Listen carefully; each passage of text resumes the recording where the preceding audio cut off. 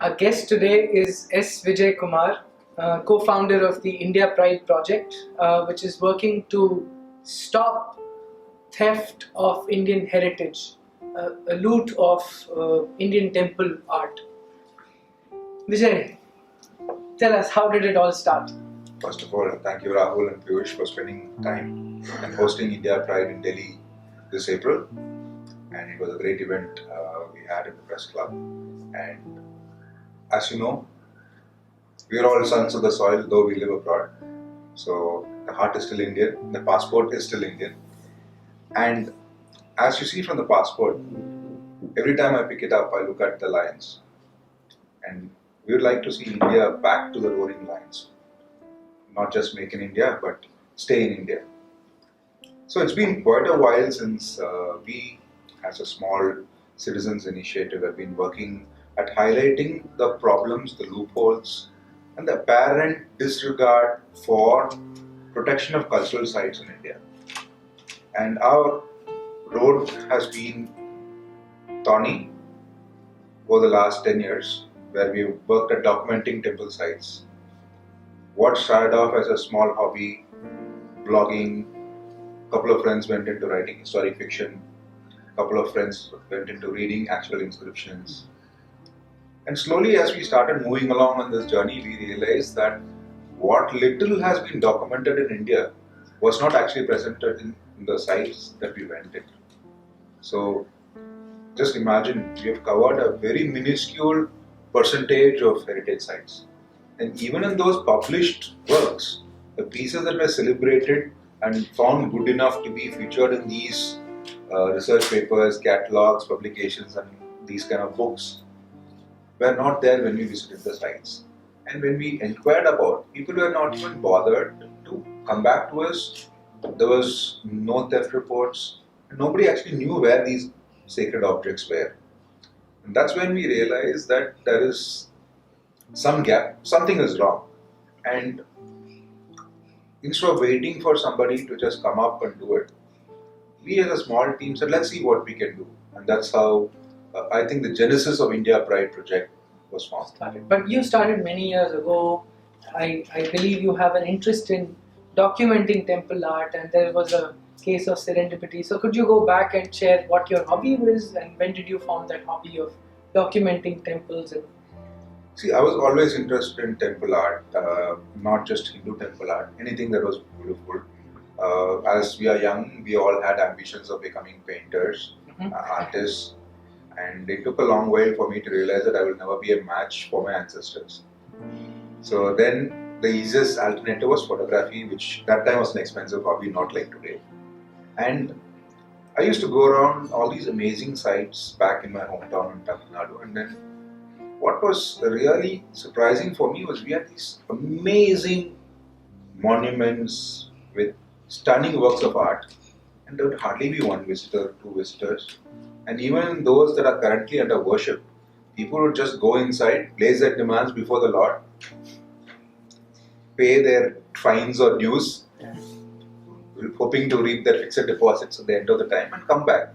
Not even spend a few minutes in appreciating the beautiful sculptures around. And then I realized that there was a small gap in what we look at art and what is sacred art, and the space of the young India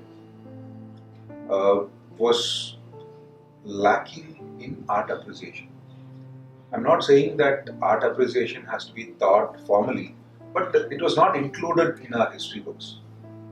If you remember what we were taught about wars, we were taught about people, trees being planted, but nobody talked to us about what is sculpture, what is the beauty of sculpture. And the few books that were printed and published by expert scholars were more like PhD theses, which scare away an early audience. That's when I realized that there's a small gap which we could actually fit in, where I could document my own learning process, like how I was studying as a layman, my introduction to sculpture and Indian art. I thought I would document it as a blog. that was poetryinstone.in. And after a few blogs, I found that this was not just an expression for me. it was a congregation point or a rally call for similar like-minded individuals to come along. And slowly we started finding that social media is a fertile fishing pool to cast our nets into, and a lot of like-minded volunteers came along and scholars came along. I think that's the largest takeaway. It's not just the blog; it's that we made good friends. Right? And so there was I mean, when did you first realize that there is theft going on in these temples? I believe there was some incident when you were reading a magazine and something you documented, or See, was it? I've always been, no, we always want to be James Bond. Right? The moment you realize that piece is missing. My first and even today unfinished objective is what is today cited as the example of the most studied restitution in India, which is the Sivapuram Nataraja. Now, the Sivapuram Nataraja is a unique case where it was found as a buried gold and was part of a series of 6 bronzes. And an FIR was filed only after 13 years of the theft. And that too because a British Museum curator who came down to India in 1963 to write a book on Indian bronzes mentioned in his book that it is what you have in the temple is a fake. And the originals are with a dealer in Bombay. And the switch happened when the temple authorities gave the bronzes for cleaning out to a craftsman. And the craftsman made replicas and sold the originals. And apparently our systems and bureaucracy and law enforcement was as lax as it is today, even then in the 1950s, that they took 8 months to reach Bombay from Chennai. By the time the bronze was sold for close to $1 million to the Norton Simon Museum. And the Norton Simon Museum formally acquired the bronze in 1972. And there was a protracted legal battle. And Between the Government of India and Norton Simon Museum. And the surprising fact in this case is that the Indian government and Norton Simon agreed for an out-of-court settlement. And in the out-of-court settlement, Norton Simon Museum was allowed to keep the bronze for a period of 10 years on display in a public museum and then return to India, which is good. And he doesn't get paid anything. He loses his $1 million in those days. But there was a very vague second clause which basically said that Norton Simon could buy any Indian art for a period of 1 year. If it is already outside of India, no questions will be asked by the Indian government, which is quite funny. There was no need for that clause to be inserted. So my legal brain started clicking and I went and checked, okay, he had this loophole, how much did he use it?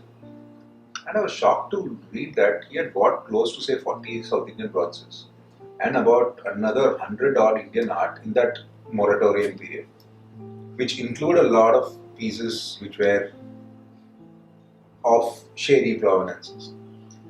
And as I was going through it, I was more shocked when there was another bronze with the provenance plate which said Sivapuram and the date of acquisition was 1972.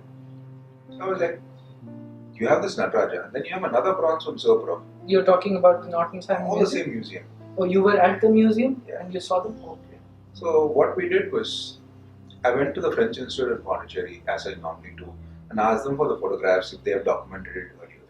As luck would have it, the French Museum went to document it only in 1957, by which time the switch had already been made. Oh, the switch was not made in 63, but the book was written in 63. The switch was made earlier. Much earlier. So the French Institute in Pondicherry basically had photos of the fakes. So when I looked at the fakes, so they had this fake Nataraja, they had the fake Somaskanda, and they had a Ganesha, a Samandar, and 2 Uma bronzes. So I went and dug up the old FIR which was filed in the 1960s, and it lists that 6 bronzes were unearthed, not 1 bronze. And it gives the names of the bronzes as 1 Nataraja, 1 Somaskanda, 1 Samandar, and 1 Ganesha, and 2 Uma bronzes. And that only 1 was recovered. All arrests have been made. The rest of the 5 items are still open as of today. So then I went and dug more, and then I found a book called South Indian Bronzes written by the then curator of the Madras Museum, P. N. Srinivasan. And he had a photograph of this Somaskanda in an uncleaned condition as it was excavated, which is available even today at the Chennai Museum for 270 rupees. And it's this thick a book. Okay. And that book had this photograph, which is a direct match to the object that is on display in the Northern Simon Museum. And when I went and looked at it, okay, so one, the Indian government bothered only to return the Nataraja. The family was still back in Northern Simon. Not only that, the fakes were made to closely resemble the original. And when we looked at the rest of the four bronzes, which unfortunately is not there in P.N. Srinivasan's book, we find Northern Simon Museum has similar looking bronzes which resemble the replicas with them already, which has been bought in 1972. So I published this as a paper. And then the surprising fact was the same Douglas Barrett, the British Museum curator who wrote this book in 1963, which originally ticked off the police saying this is a fake, had visited the Northern Simon Museum around the 1970s, and he had written a monologue of these bronzes, but they were never published. And after 25 years, they were published in a small magazine for which a friend volunteer contributed to us, where Douglas Barrett himself has quoted that this Somaskanda and Ganesha are part of the famous Sivapuram gold. And to date, there has been no attempts made to bring this bronze back. Are those still lying in the Northern Simon Museum? Yes. Still to date? Yes. Like With- 40 years? With the provenance plate saying from Sivapuram. What is the provenance? Provenance is Sivapuram. Okay. So you ask me what is a provenance? Provenance. Okay, say you want to go buy a property. Okay. You ask for the kata or the parent document. Okay. So provenance is basically the parent document which is currently used as a convenient loophole. When I say a loophole, many countries had this issue of the source countries, which I mean the countries that are rich in heritage and culture, which was prime target for looters, lobbied the UN to come up with a strong statute to stop this rampant theft of cultural property. In 1970, the UN came up with a statute which said that anything over 100 years is treated as an antiquity and should not be removed from the source country. And if the source country can prove that it was illicitly removed, the buyer should return it to the origin country without compensation. Mhm. And for that matter of fact, it's not a grandfather's clause, meaning anything before 1970 doesn't become untouchable. It just means that you need to do more to fight the case. So the other case in point is the London Nataraja case, which was from a temple site called Pattur, which is very interesting. In the sense that this was bought by a corporation in Canada, again in the same time period, 1970, 1980, and similar large numbers. This Nataraja was actually bought back because of the help of termites. Okay.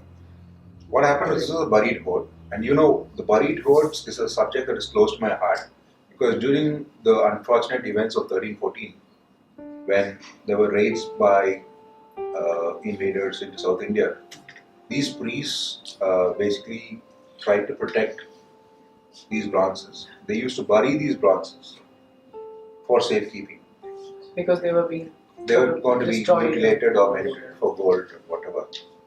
And the very fact that even today, every year we find about 50-60 buried hoards, bronzes, is a testament to the fact that the custodians sacrifice their own lives in guarding their secrets rather than give it up, because otherwise, after the threat had passed, they would have gone and brought out the bronzes and reinstalled them. So these guys gave up their lives to protect these bronzes so that someday they will come back into worship. So this bronze, the Pattur Nataraja, was dug up by a farmer, greedy maybe. So he went and put this near a termite mound, Okay. and negotiated the sale privately. And when he went out, he was sent to London for cleaning. And the British police and the Indian government got wind of it and they started asking questions. So the first question that came up was who sues for it? Because it was not from a temple, this was from a buried fort. And along with the Nataraja, 2 Umas were found. And the Umas were still there. And the call was The legality was, can the wife sue for the husband? So it was decided that the Uma will sue for the husband to be returned back to her. But the question was, there were two Umas. So the legal brains got together and they said that this guy is a dancer. He keeps dancing around. So the poor wife will be following him around. And they decided the one with the slimmer waist would be the pair. And she sued. And one of the important evidence was when they scraped the bottom of the Nataraja, the termite mound sand matched with the termite mound in Pattur. That's why I said termites help bring back the Pattur Nataraja. So that's all the glitz of solving a case. So, sorry. Vijay, what I want to know is that, from what I understand is we are losing this, lot of heritage and culture. But who is responsible here, and who is, who all are involved here in this loss that we have? Because from what I hear, there are greedy farmers or maybe people, and we're not losing it to people from outside. Who all are involved in this? See, this is probably akin to ivory poaching. The fact that ivory poaching happens is because the ultimate buyer is forking out a ridiculous amount of money, as is rhino horn. And I was reading this post on Facebook. It said that the rhino population is down to say less than 100, and the rhino is asking the guy, seriously, you think we have access to afford Asiatics? We can't even have our population up. So the point I'm trying to make is, the killing stops when the buying stops. And if you really look at the art market today, it's very different from the art market of a few decades ago. One, there is a lack of credible investment which can be moved around easily, swapped around easily. And the kind of dollar monies that we're talking about auctions going for 5, 10, 15 million. And 15 million today is a ridiculously huge sum of money to corrupt even the incorruptible. And for 90 crores for one idol, it's going to be impossible for India to secure its borders, secure its temples. So that's one aspect that we are working on, to basically look at creating a strong deterrent for people to buy spurious paperwork backed Indian art, knowing from experience that in the past India was a soft target. So India would never care and go after the smuggling ring. So Indian art was fair game. So in fact, they would have like a workshop. This was like an assembly line. People would be sent, the auction houses would send people here. They would come on like an expedition, go out with their local dealers, pick and choose objects for loot, which basically means that if there are 10 objects, they'll say, okay, these two are the best, take it. And then these would be shipped back to them. So it's an order loot kind of subject. And if you just keep going at this rate, every decade we are losing 10,000, 20,000 prime objects. You can imagine how much India is poorer by their effort. That is the estimate, 10,000 approximately every decade. Well, it's a subject that we can keep arguing, but you have to understand from the recent examples. Just to give you a sample, one of the prime dealers that is currently being under trial in Chennai, his galleries was raided in just New York alone, storage warehouses, which as of now is 12 in number. So there could be more. So 12 storage warehouses of a medium-sized dealer in New York yielded $108 million worth of stuff, which is again a conservative valuation because in art market it has to be bid.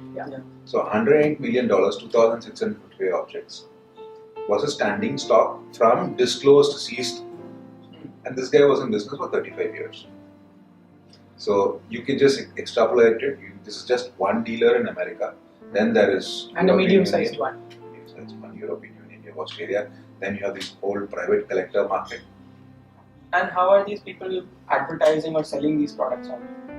Well, till recently, you'll be surprised. It's open catalog, internet brochures, wherein we even have things that have been dropped from ASI site museums, which have been openly advertised on catalogs. So ASIs, from museums, theft happens and isn't ASI? How can that happen? That leads us to the larger question of who's responsible for this. If you quote the CAG report of 2013, the CAG actually says, okay, the larger issue is 91 heritage sites were missing, which is So complete sites missing. So they don't know where 91 heritage sites What are. does that mean? The entire temple structure or whatever, everything's wiped out. It's not there. So that apart, which is And the larger. when is this? What date is this CAG report from? 2013. 2013. The larger thing is the ASI says, the CAG report says, as of the decade ended 2012, not even a single Indian object was restituted back. And if you see in comparison what happens in other countries, source countries like Italy, Greece, Cambodia, Egypt, they have an active police force. Italy has 3,000 people, and they've had remarkable success. Remarkable success in the sense that not just in terms of money value, in terms of quantity, and in terms of how they actively chase the smuggling network. So they don't value the token returns. They value in actually going after the dealers and even curators. And breaking that US. network down, basically. So they want to scare people from doing optical due diligence on purchasing those art forms. Unfortunately, in India, the Antiquity Act, which is the much maligned act, everybody is blaming the Antiquity Act. I've actually looked at the Antiquity Act, there's nothing wrong. Much of India's antiquity, and in fact every other law is based on British law. So everybody is looking at Antiquity Act. The only problem is there is no one to enforce that. The Antiquity Act places the role of ASI as a custodian, but then there is no enforcement powers and there is no detective powers to go and actively look at auction catalogs, look at auction records, look at magazines where people are advertising, and thieves are very creative. But what do you mean? There's no police, there's no departments who are There's responsible no for this? incentive, there's no department, there's no police, and there's no modus operandi. In fact, when one of the Natarajas which I talked about came back to India, Indian customs did not have a provision for an object to be returned because there was no entry for its exit. So obviously a smuggler is not going to put a bill of entry for its exit. So it stayed inside customs for 10 years. Oh my, in some go down. So Vijay, what would be a viable model to put back these artifacts back to the temple, and would there be a stance here where the temple or the village council would be held responsible for this? Right now, I think the technology has moved manifold.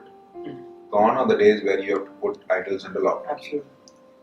It's a demonstrated fact that a documented object is as much as a deterrent as a Nataraj block.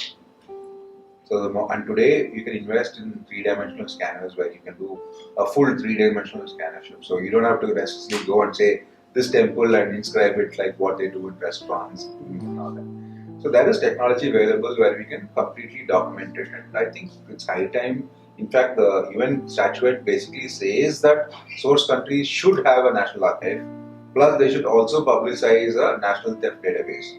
But sadly, India does not have both. So we don't have a custodian, we don't have a national archive, we don't have a policing force, we don't have a dedicated squad, and it's no wonder we are losing pieces at this No, I volume. mean, you said ASI is a custodian. So we do have a custodian, but we don't have any police. I mean, no state department, no There is center. no accountability, and even Okay, with the even with the SI. Even with the CAG report, I don't think there is a formal answer that has been tabled to this Oh. 2013 report. And who is responsible for giving that answer? To I guess It is an the audit, ASI? it is the audit of the ASI, so, okay, and the Minister of Culture, I guess.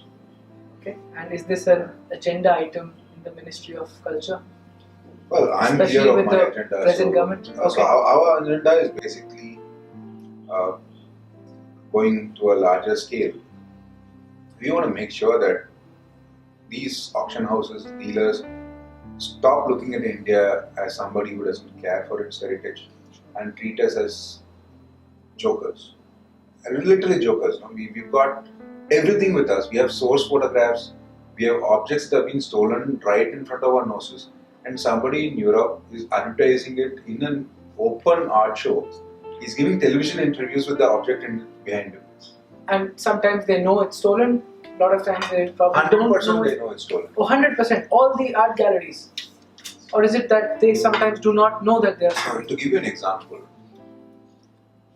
if a curator or a dealer doesn't know a freshly excavated piece to something that's been exhibited, so coming back to the provenance question, provenance basically it has to be exhibited. So if it's exhibited before 1970, it becomes good provenance. If an object which is sold for $5 million, has not been seen for 50 years, and miraculously comes up somewhere in New York, obviously it should have a red flag. The second thing, when you look at an object that has been continuously under worship for 1,000 years, compared to something that's been off worship for 100 years, those experts should be able to find out that this is fresh loot. And there are tests that can be done to basically look at the bronzes or the stone, basically to do further tests. They can check whether So it is. are these museums overlooking the fact that these are stolen pieces and yet going ahead and displaying them? Well, it's a question of having the necessary paperwork, and the paperwork today is non-existent. So there is no international standard which is basically looking at the loophole. This is like, okay, one thief came, he robbed one of my objects, I got that object back, so I don't remove my law, change my law. The idea is, unlike countries like Australia, which have been publicly shamed in the media to return the Nataraja back along with the Adhaneshwara, where they went and did a comprehensive review. And the more review they do, the more dirt comes up and more difficult it is to clean. Whereas countries like Britain now, for example, take the stand that if we start returning, our museums will be empty. So you have two spectrums, like once a British colony which is now acting properly, and the parent of all trying to say that I want to protect stolen loot that is in my museums. So the idea is people have to realize that these were not meant to be in museums in the first place. They were not created as pieces of art, they were created as pieces of worship. And to remove them from their setting, take off the context and show them a showcase curios and charge a fee for that. So if you're an Indian, you want to go and see any of these objects. Okay, the Met says you pay as much as you want, but suggested is $25. So Yeah. why should I pay $25 to see an object that should rightfully be in my country? Yeah, absolutely. So, two questions here, Vijay. One is about what did the Australian government do, or the Australian media? How did it change the Australian government? What changed, and what are the repercussions of that? What is happening? The second one is about the point you touched about worship. Right? These are not temple. These are not artifacts for art. They are for worship. So I will touch upon. Would like you to touch upon that. I'll take your second question first because it's easier to answer. For me, the stand, like many people, they ask me, is twofold. One are archaeological sites, and today archaeological sites objects lose their importance if they are illegally dug up. Meaning the context is lost, and it becomes a showcase to you. So, for example, if an illegal digger goes and digs a site, he gets a gold coin, and then he's got some ceramic plates with some random inscriptions and a few paintings. Obviously, he's going to throw the rest, and he will want to hide the site. So he's not going to tell you which site he excavated from. Yeah. So you actually don't know what it is about, and probably he'll melt the gold or send the gold coin out. And the problem is amplified in currently conflict zones like Syria and Iraq, where terrorist groups are actively going and digging at an industrial scale. Digs are happening. Even in Syria and It's Iraq. pockmarked like a golf ball. If you really look at it, we were actually attending this UN conference on culture in crisis, where we had senior archaeological experts from Syria, real monuments men who are working hard to combat this destruction of cultural property in the Middle East. And the satellite photography images that we see, like before after, is startling. The scale that is happening is so extensive that I'm sure millions of dollars are moving through the wrong channels. How does ISIS know where to excavate? Well, they hold a gun to your head if you're an archaeologist and ask you to take to the site. I mean, Either you take them to wouldn't the they site. have already been dug out? Well, I mean, that's the why- problem. No? Like in India, you go out in Delhi, every 500 meters, if you You dig, you will start get digging. something. So there's the same happening in those countries, and it's like the classic Godfather question. Either the site detail is on the table or your brains. And there have been cases where you executed a few people who have refused to divulge the locations. Okay, is it an international mafia ordering, somehow conniving with the ISS to Well, take I think this if out, you're or is short it of funds, simply that? you try everything. Okay, So that's something of great concern that's happening right now. That's number one. Whereas in India, the shameful reason is neither are we an occupied country nor are we under a war zone, and we are still losing objects at this scale. And we are losing objects that are under worship. So most of the cases that we are currently looking is jailbreak. The temples have been broken into by criminals, and objects that have been under worship for 1,000 years are being sold out as curios. And most often, the context You mean is like lost. live temples? Yeah. I mean, they go in and so We overnight. have cases where the priests have been hacked to death resisting the theft. So that's the scale at which we are talking of.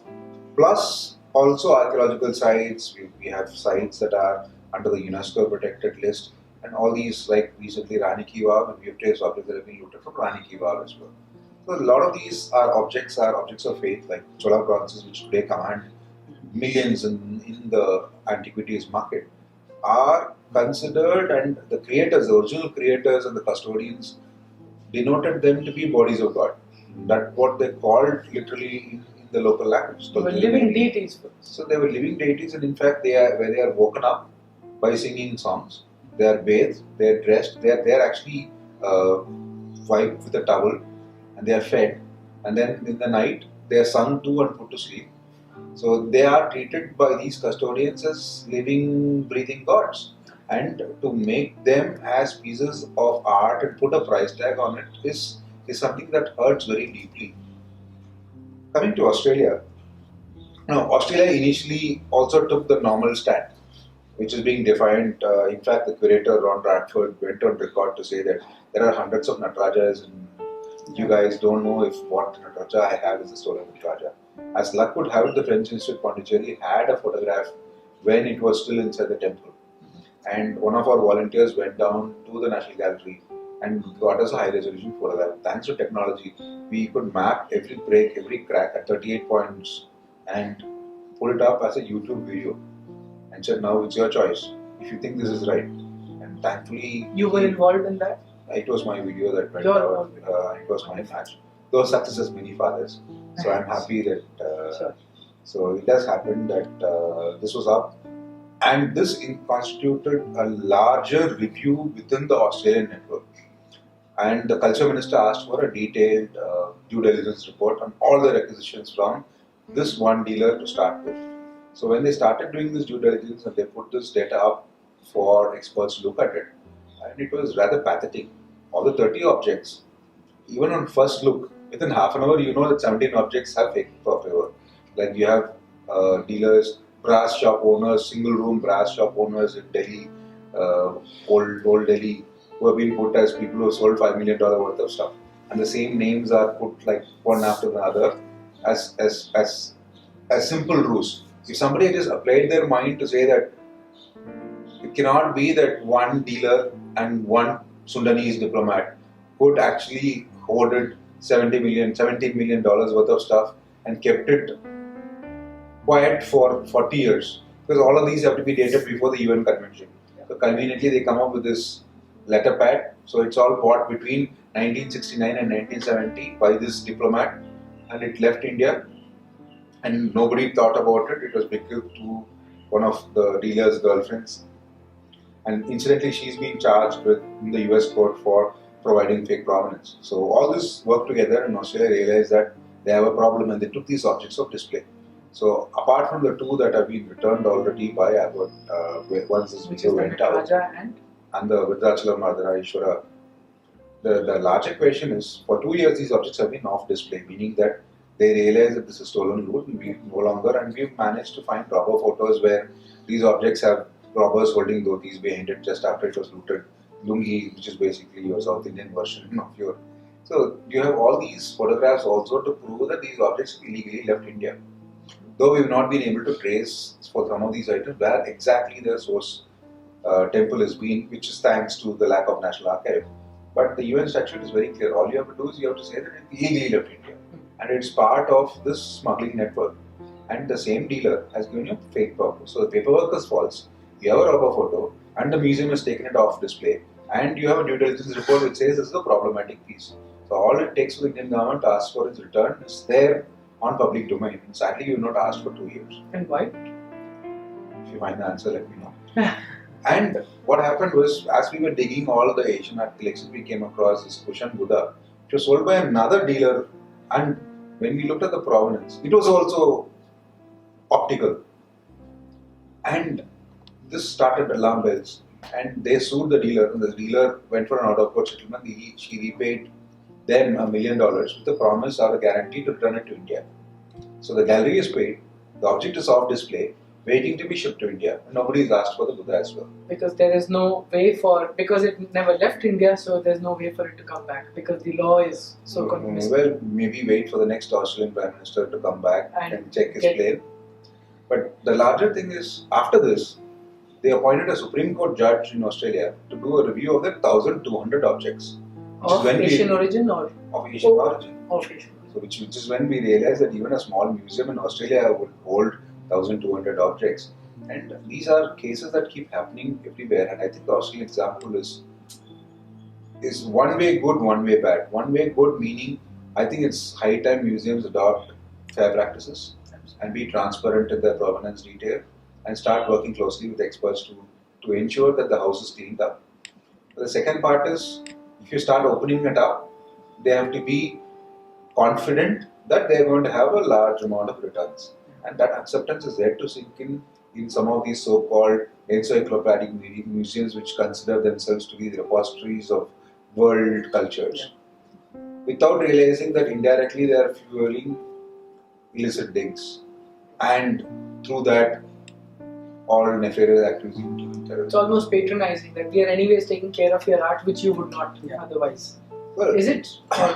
These monuments have lasted 1,000 years and 2,000 years without any patent, without any air conditioning, without any chemical treatment, without any of these so-called highly qualified conservationists and all that.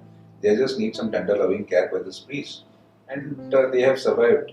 We were in the National Museum today, and these bronzes are better off sitting in the temple rather than being inside the showcases because they were living gods. Now they are reduced even in our museum to being showcases. So I think one thing you have to realize that these have been made by artisans who lived art for God. So they created these images, putting generations of experience into it so that they could outlast your view, my view, and our entire generation's view. And to even understand that a work of art can stand its beauty and grace like a smile and the downward glance for 1,000 years. It's not a simple act when today we can't even build a bridge that stands till it's open. So I think we have to give credit to the artists to realize that they did it, they did a good job. They did the job for the artifact, which we today call an artifact, to be inside the temple which is there about. So you don't go into a home and steal something and say, don't worry, I will take good care of you. So I have two questions at this point. The first one would be that when these objects are leaving, Indian shores, are these provenance being produced at that point? And if they are we technically, sound enough to figure out at that point that these are fake? Well, obviously nobody is going to declare that I'm sending out antique items. Okay. So they are going out as garden furniture, as brass decorative items. Okay. Or they go out as smuggled along with coconut husk containers. Okay. Or as used stationery items. Plus some of them are couriered out, so they are air freighted out. And they go through multiple points which hide the provenance like Hong Kong, Thailand, Switzerland, London. So it's not too difficult if you have the will to do it. Unfortunately, the current working system doesn't incentivize law enforcement to actively pursue theft in cultural property. So, coming to the second question, which would be what would be the incentive, or why should as an Indian citizen I be worried about it? I mean, if it's leaving, it's gone. Right? Somebody pickpockets you. You just say it's gone and keep quiet, or you chase him on the street and beat him up? But I want to know for our viewers, why is it important for us to conserve our heritage? First of all, it is not your heritage. It is a shared wealth of India. Absolutely. And as a citizen of India, it is your sacred duty to protect it as a custodian and pass it on to the next generation.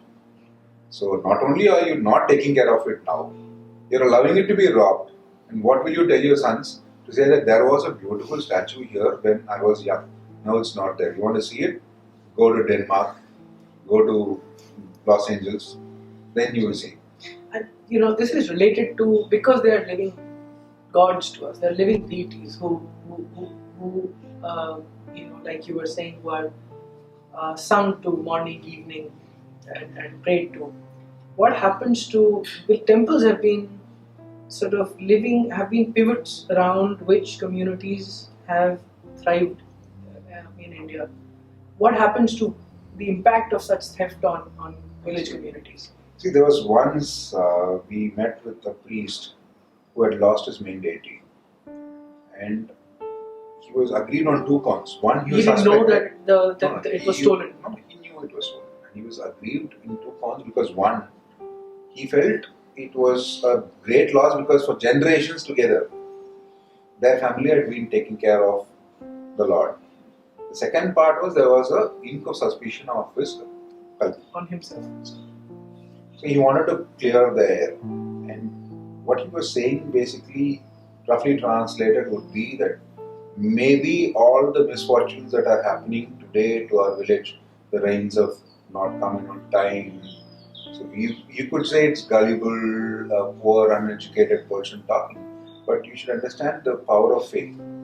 The power of faith is you have a problem, you don't jump into a well or river and die. You go and put it in front of the rod and then pray, and then you go back with peace of mind. And this guy was basically saying, my village is having this problem. I prostrate to all foreign governments, because some people are saying my Nataraja is in America, some are saying it is in Australia. Somebody please find it and return it back to me so that I will take better care of it henceforth. And that to me ends the argument. He is the custodian and he says, please return it back. And he says, I'll prostrate to you, and if future generations will keep prostrating to you, please return this object back to us. Because it is God for me, for you, we can make another one. Absolutely. But do structures break down because of temples dying like this? Because these are living temples. One visits temples all over the place. For example, I've been to Khajuraho 3 times myself. There is only one Shiva temple which is live. All the other temples are not actively worshipped in. So I assume that if a living deity is stolen out, then those temples eventually are not, places of worship anymore.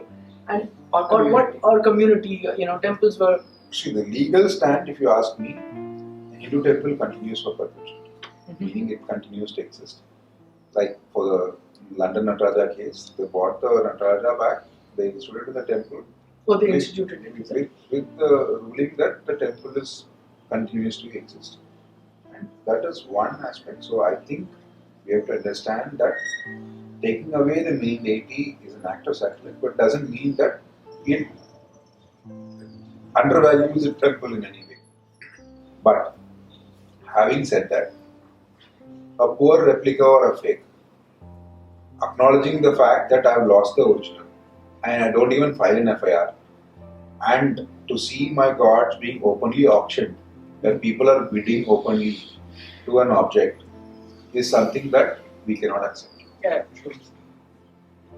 And once an object is properly documented, there is no reason why it has to go in a safe security locker or a godown. It can very much go back to the temple, like the case of the Jain Tirthankara in Bihar. Once the thief knew that it has been documented, the art market realized that they can't buy it or sell it. Documented in public spaces, like on the internet. As much, you just have to say there is a photograph, that's it. They don't want to touch it, because if they know they touch it, they're going to get it back. Yeah. As per the UN convention, I just need a dated photograph. And so and there is no national archive, no initiative to actually make an archive. And that's the pathetic, or the apathy in the government with even national manuscripts, I hear, and But with even the medicinal plants database. It's all over the place. Don't even get me started on manuscript, because there are paintings. And today paintings and numismatics is a larger whole than sculpture, because it's easier to take them out. You just roll a painting and take it out, and these paintings are being sold in these international markets for $500,000, $300,000. So the idea that, and today if you don't have a documenting a sculpture or painting, a sculpture is very difficult to create a replica. A painting, you just say Radha Krishna, your catalog may entry says Radha Krishna. So what stops you from having an amateur paint Radha Krishna and put it in the archive? Nobody checks, no audits are done. End of the day, you just need a roll of paper which says this is Radha Krishna. Done. So I think there has to be first of all a realization that a large amount of Indian art is currently moving out of the country. Not just sculptures, but tangible cultural property being openly traded. And with technology that is coming in, the earlier days when there are photographs which were sent out and all, now it's all in e-groups, WhatsApps, and these are blasting the rubber photos out to world over, and within hours bids are happening. So we have to be able to combat this crime at a much larger base to stop these objects being vandalized.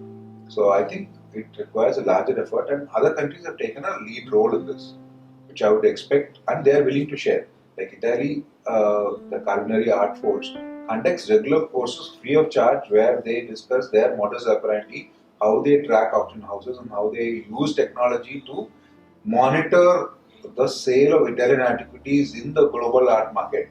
And if you see, every month they are stopping and seizing art all over the world. And India doesn't have a force like that. It's not even made an effort to start a force, and there are a few small entities in regional context where it's more like a punishment post. So you're doing what the government should be doing essentially.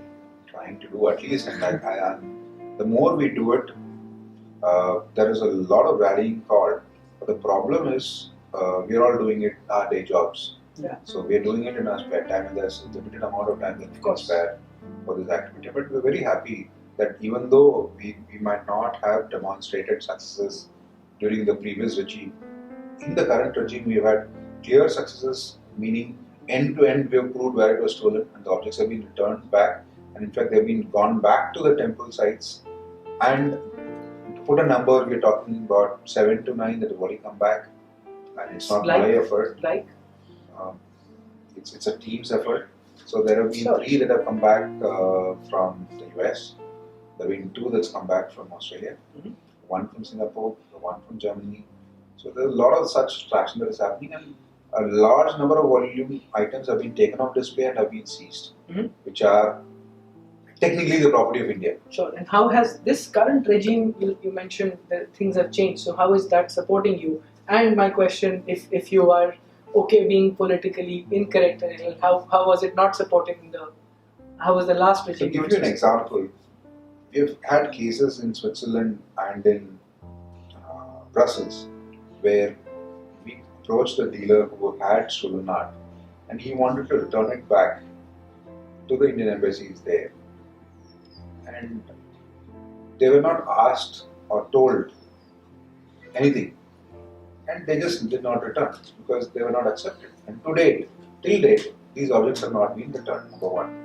And we have cases where when we wrote to a US museum, and the museum obviously wrote to the Indian ambassador, and for 3 months they did not get a reply. They wrote to the Indian consulate, and 6 months they did not get a reply, and then basically they said, we give it to the US customs. At least these guys are off my back. This was the case in the previous regime. At least in the current regime, when our Prime Minister goes or comes, he's accepting these so-called gifts, which I strongly object to. These are not gifts. These premiers are not technically owners of this property. It's stolen property of India. It belongs to India. And Australia, for example, was technically these objects were already forfeit to India because they did not have any reply to India's letter derogatory for 30 days.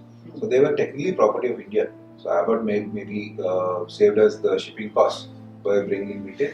But the larger issue is there's a lot more the government can do. And that's where we really see we could actually be doing idolopathy, 1 idol per state, 2 idols per state, and we can do about 1 for every state every 6 months. What needs to be done? What needs to change? In the present, what could the present Modi government do? The first realization that we need to look at is our system has got basic flaws. A confessed smuggler like Vamandia has been let off by a lower court after having confessed to selling 10,000 pieces of Indian art via Sotheby's. No action was taken against the international players, and even the main accused has been acquitted, saying that not even a single object has come back. Imagine somebody has stolen and confessed 10,000 pieces.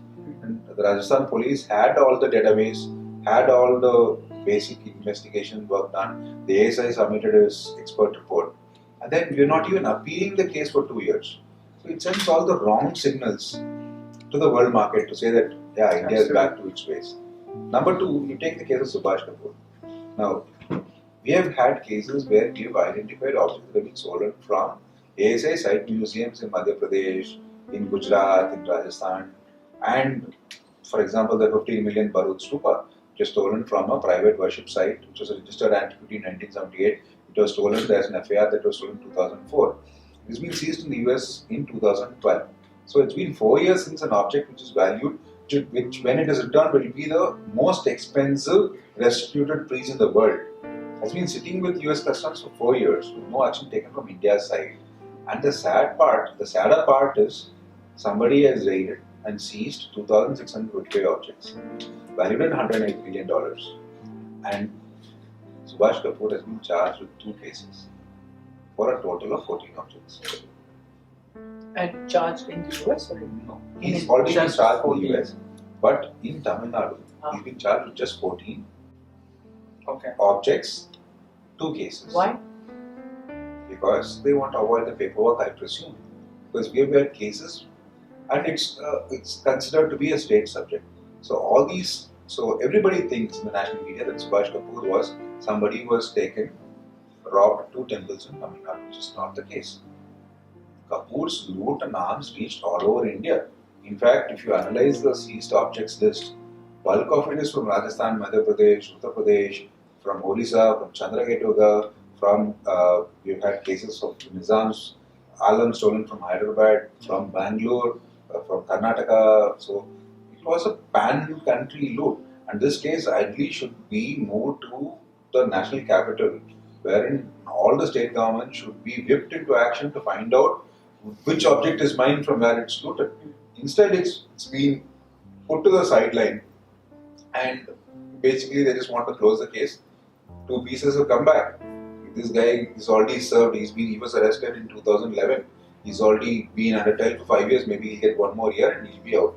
So which is something that we should pose at all sides, because like Mom and Gia, the message it sends out to the international community and especially our dealers and curators is very wrong. Yeah. Basically, you can get away with all of this. So stealing heritage isn't really considered a crime. Yeah, is what it is. We're not bothered. Well, I think it's more an understanding of the legal aspects, and I think it is high time that the Indian government takes help, because there are international experts, there are international conventions that happen like what we discussed, for which India is not participating, and these experts, scholars are willing to offer their expertise, whether it be redrafting, if they are going to redraft the antiquity law, and to put in place an active idle squad at the central level. There are government entities, law enforcement who are willing to work with India. Unfortunately, they don't even have a platform to engage themselves, and they're just going around the place, and they've been put to the Ministry of External Affairs, to Ministry of Culture, to CBI, to the State Police, and you can imagine the frustration. He's not doing his job. Yeah. He's actually doing your job. You should be pushing them to do your work. So I think the larger issue, as I told you, is that first of all, you have to make aware that the scale of this loot is pan-country, and there are multiple dealer networks involved, which are not going to stop by just a few token returns.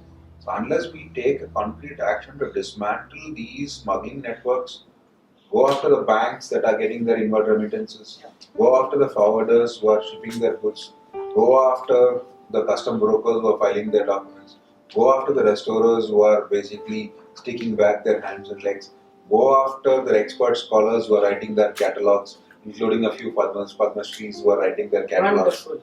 So that's also there. The Padma Shris are also involved. Not involved, they're writing their catalogs, so it gains more weightage when a Padma Shri says this is a good piece. So I think at some point of time we have to realize that we need a more active engagement by the government with expert scholars, be it in legality, in terms of actual being aware of what is happening in the art market, tech-savvy personnel who can tell them what's happening, how these information is being shared, and generally build capacity within the various, be it customs, be it the DRI, be it the enforcement directorate, because this is not just object moving out illicitly. Money is being transferred, and today there are free ports that that can just hold these pieces for you. So $1 million can just move over a wire transfer, and the object can move from one ownership to another ownership. So unless you realize all these monies, these guys are not going to get this $1 million and give it for charity or a local school. These guys are going to use it for obviously bad deals, and that's going to hurt India more. Even more. So it's not just a few pieces which are being robbed. This is a larger network which has to be which dismantled. has to be dismantled. So, yes, government, if they're not acting, so you're acting and your team, what can an average person like me or Piyush here, what can we do? What can we do? Say, building the national database.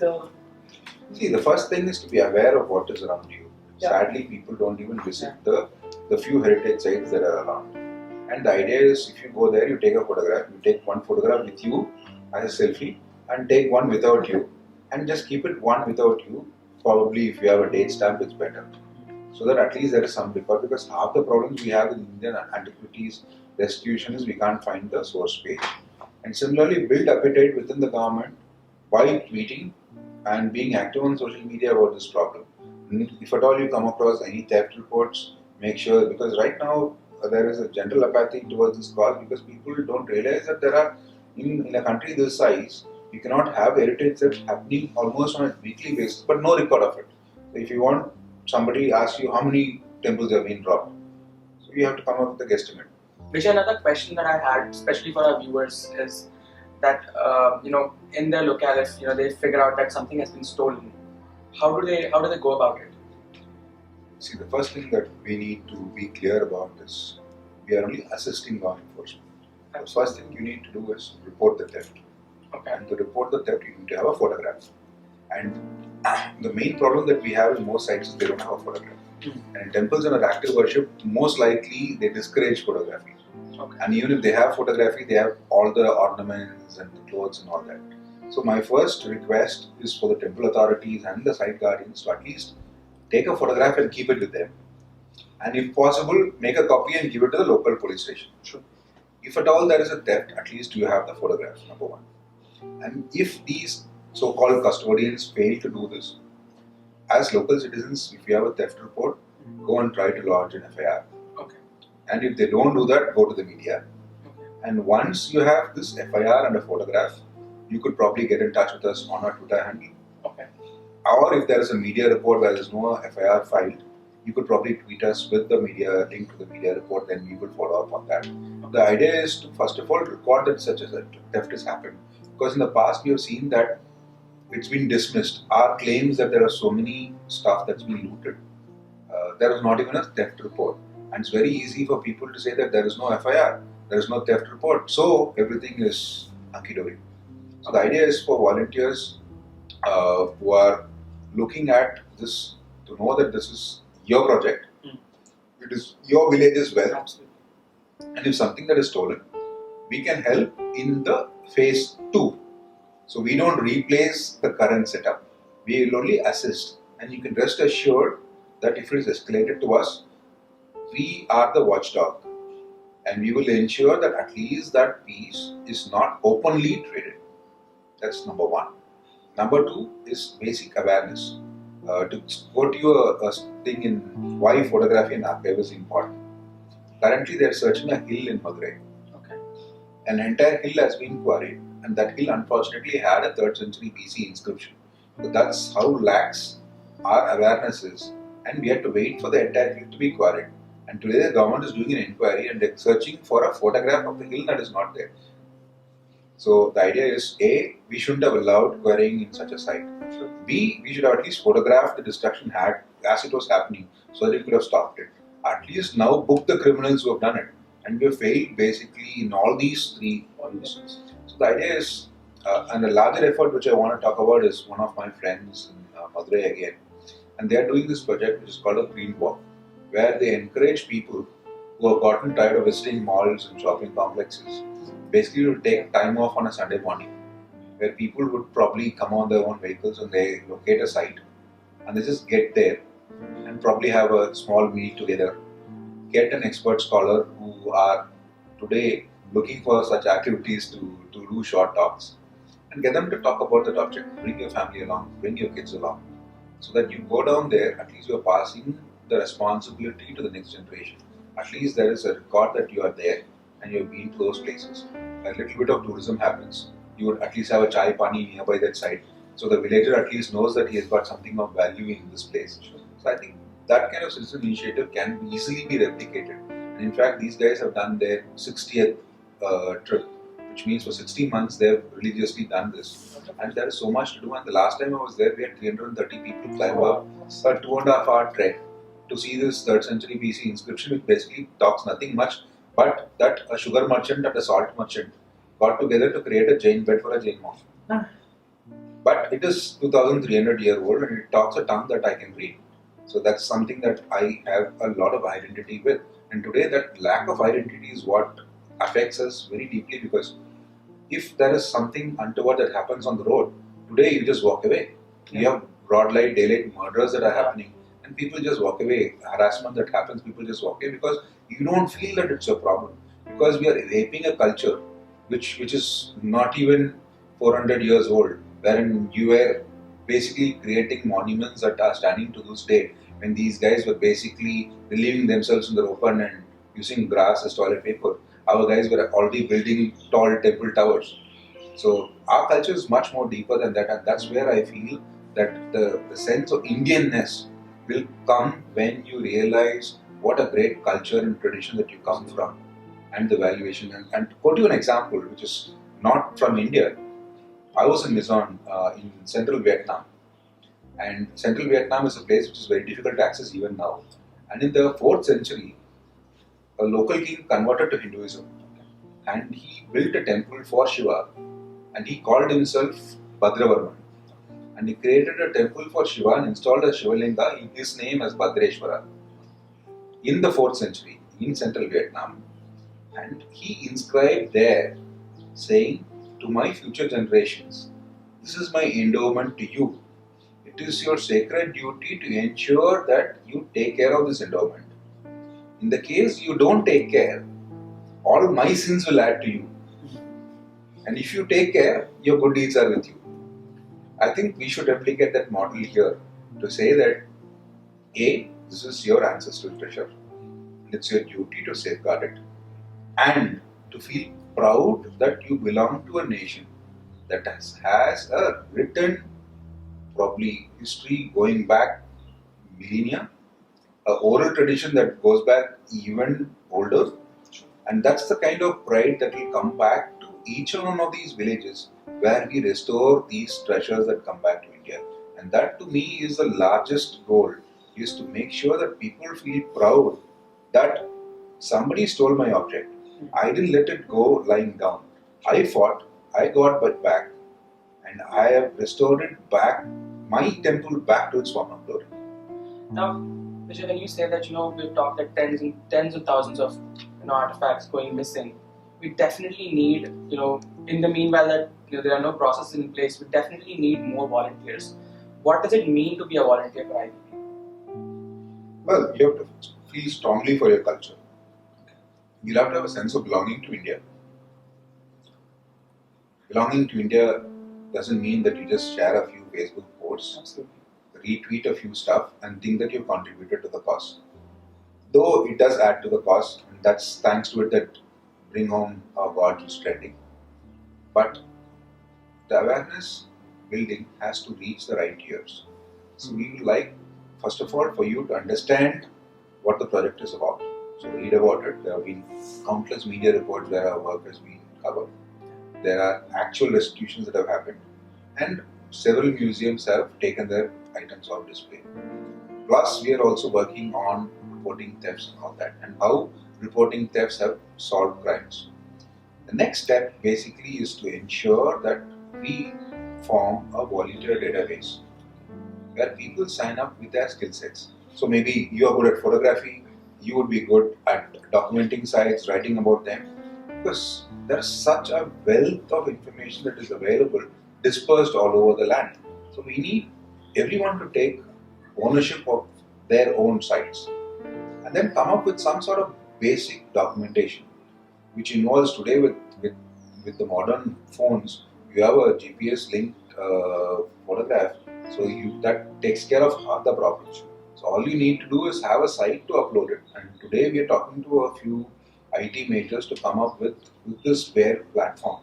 Sadly, again, the commercial interests are the priority, and this becomes part of CSR, which usually takes a back burner. But that's huge CSR for them. So is it still? I mean, 2% of profits of some large IT major would run into several hundred crores. I hope But with is it happening?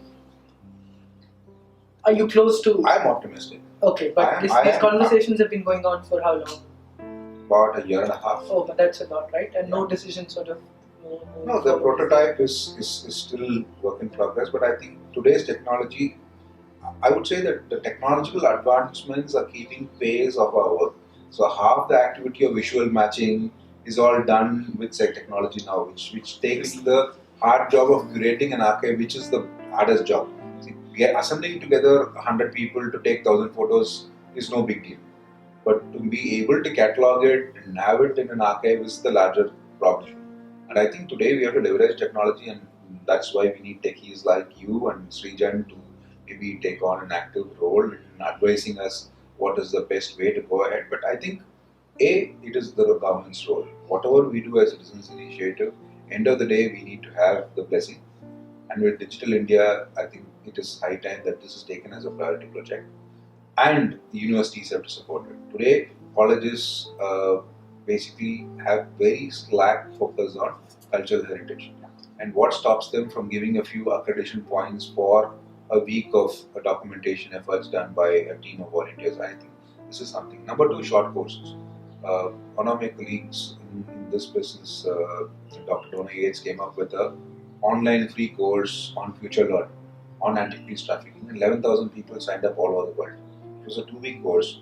We learned a lot, and it costs you next to nothing to put up such an activity for India. And I'm sure once we do that, people will get interested and know this more. And I think universities today are sitting on a pool of people who have a lot of free time. And if we can aggressively get them involved into such projects, I think a lot of the bad things that are happening, the university guys will not be focusing and get diverted to the other unworthy causes. What kind of? Well, that was a nice slant comment.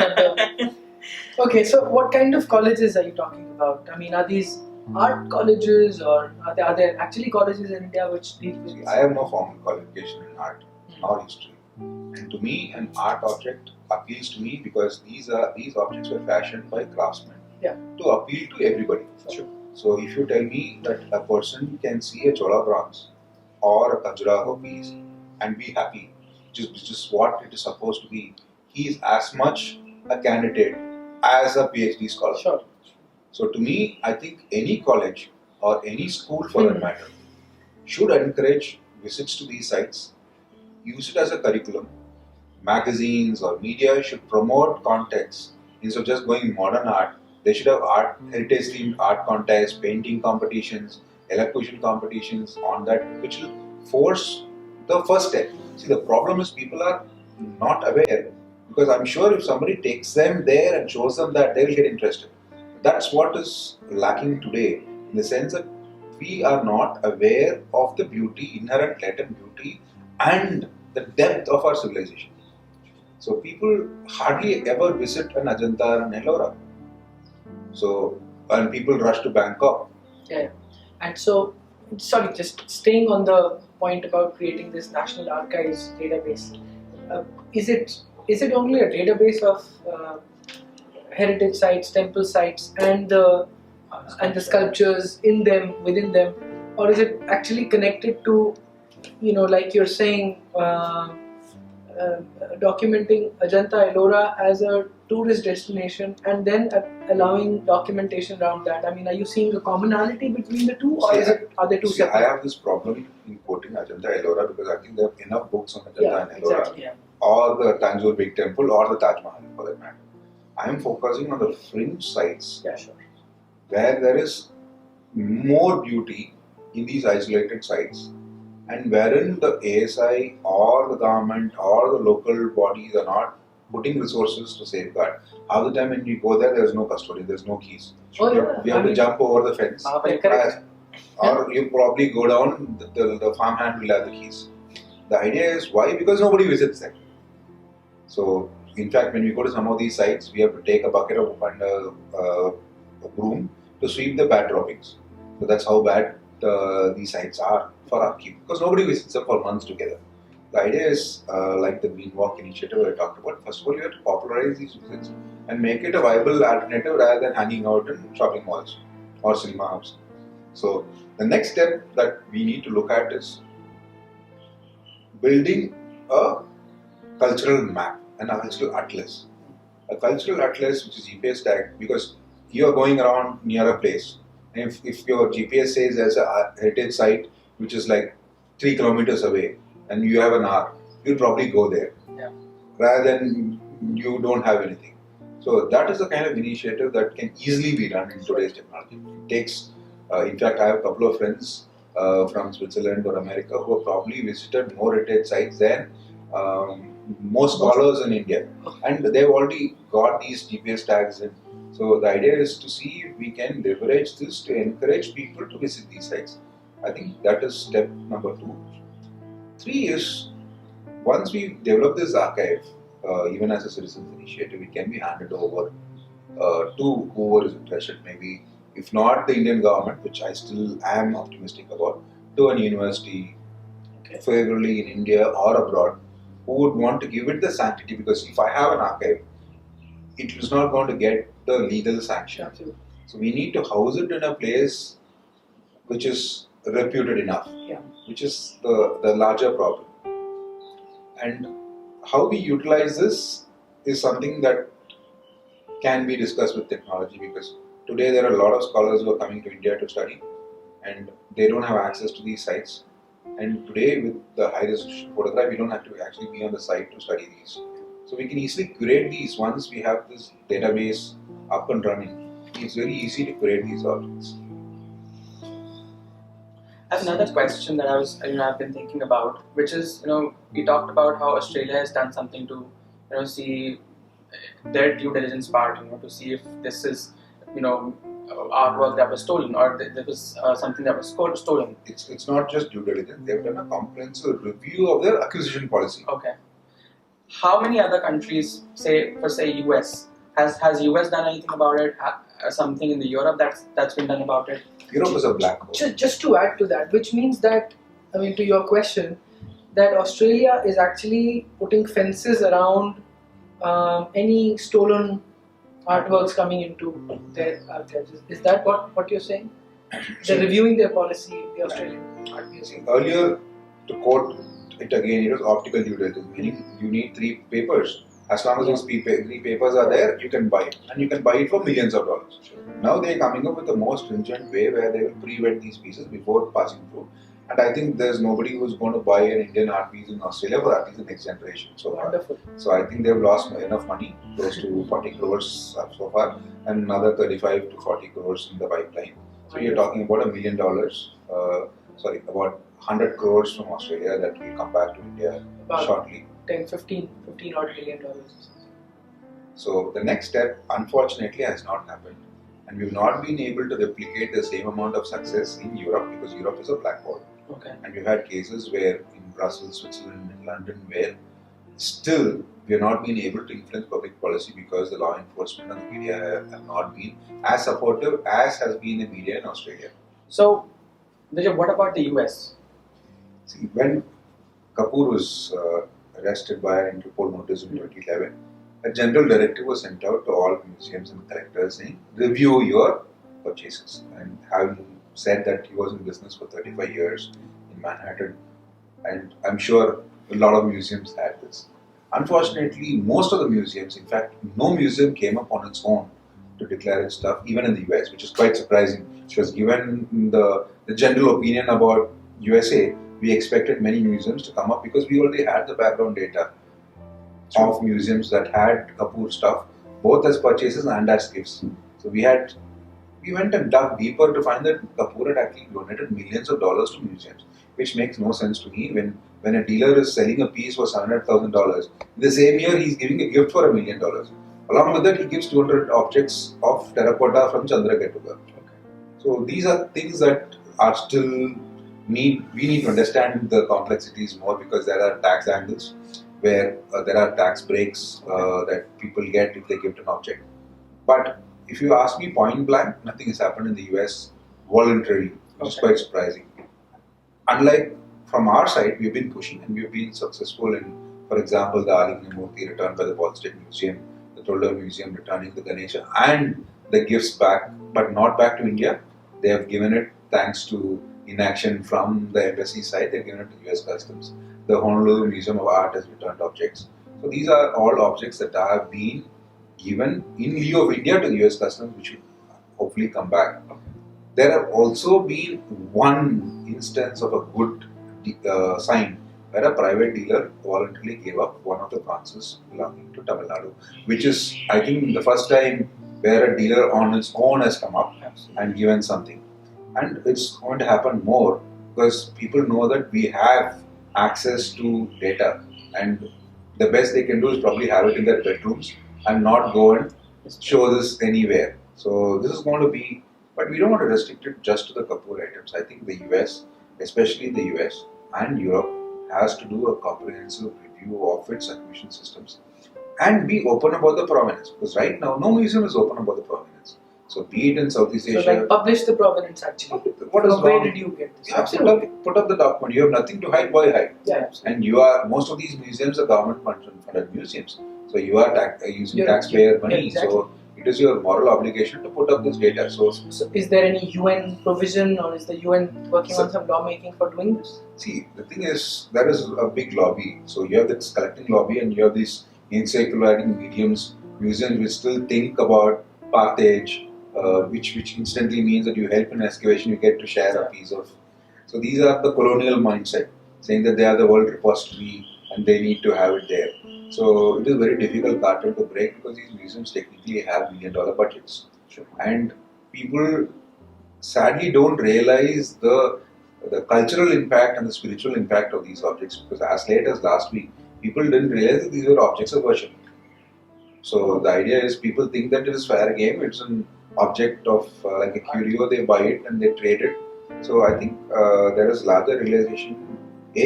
One is the stick and the carrot. The stick is basically saying that somebody is finally looking out for Indian art, and the carrot is, if you give it back voluntarily, at least you have your reputation intact. How many museums are there around the world? Just a thought. What would it take to write to all of them that Indian art is not like art forms? It's forms of worship which are reaching you.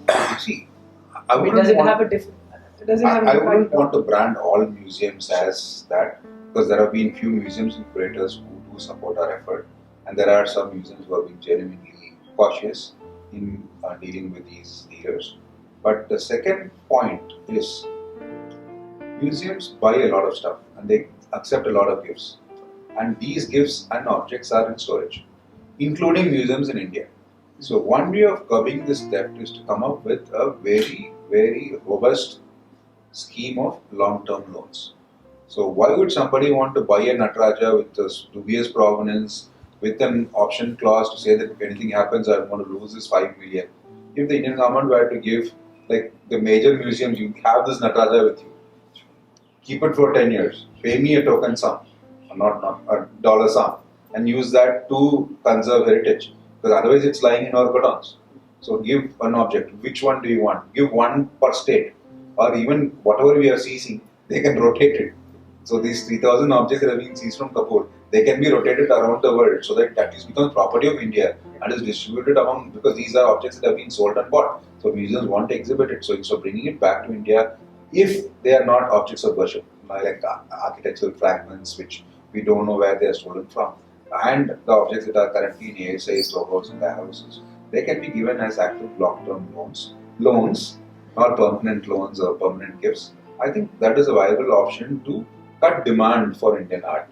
So if there is a long-term program and tools which is currently happening among other, like Italy is coming up with this good option where they are loaning their objects back to the US, so that people get to see what a sample, which is what these encyclopedia and museum tend to put up as arguments from their side. So instead, we will give you a long-term loan. The second thing that we need to do is there is an MOU that needs to be signed by the Indian government with the US authorities, which enables the US government to share active information on these seizures and thefts and investigations, which other countries, including Cambodia, Greece, Egypt, and all have signed. Oh, already, and we are still We lagging are still behind. lagging, and it's been on the agenda for a long time. And it's something that the US wants to do. In fact, we can even go to another extent to stop the import of Indian antiquities, ban the import of Indian antiquities into the US as the next step, maybe. Wonderful. We're unfortunately running out of time a little bit. So, just to summarize all of this, what few things, people who will be watching this video later, what can they do? I know you've talked about some of it already, but if you could summarize a few action points that everybody can take away. The least you could do is help trend Bring Our Gods Home on Twitter. Share with your friends. If you feel passionately about our cause and if you think it really adds value to the Indianness in you, make our voices heard, make your voices heard among the PMO. Reach out to the PMO, Man Ki Baat. Let this be a subject that is discussed. And from our side, we promise you that you will have many more success stories and Idle Vapasis Idle. in this year and next year as well. Wonderful. Thank you. Thank you. Congratulations, Thank you. and all the best for more Idle Vapsis and all.